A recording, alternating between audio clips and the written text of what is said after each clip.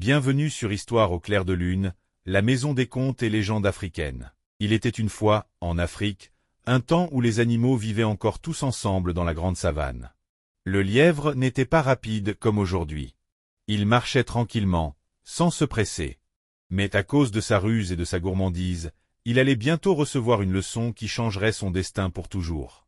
Un jour, les animaux décidèrent de partager un grand champ de patates douces.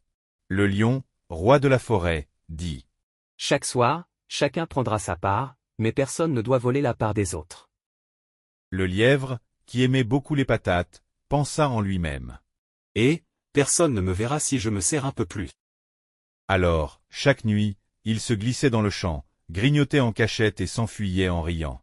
Mais bientôt, les autres animaux remarquèrent que leurs patates disparaissaient.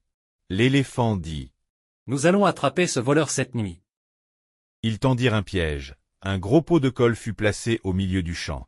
La nuit venue, le lièvre arriva comme d'habitude. « Oh ! Qu'est-ce que c'est que ça ? Un pot bien rempli ? » Il voulut le pousser, mais sa patte resta collée. En colère, il tapa avec l'autre patte, collée aussi. Puis avec ses deux pattes arrière, collée encore. Enfin, il donna au matin. Tous les animaux découvrirent le lièvre piégé. Le lion déclara : « Petit voleur, tu as trahi la confiance de tous. En punition, tu devras courir pour sauver ta vie. » On le lâcha dans la savane, et tous les animaux se mirent à le poursuivre.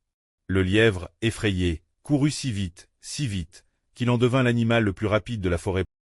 Depuis ce jour, le lièvre court toujours très vite, car il garde en mémoire la peur d'avoir été attrapé par les autres animaux. Et les anciens disent : « Celui qui est trop gourmand finit par courir pour échapper à ses fautes. » Merci d'avoir écouté ce conte africain. Dis-le en commentaire. N'oublie pas de t'abonner et d'activer la cloche pour ne manquer aucun nouveau conte d'Afrique.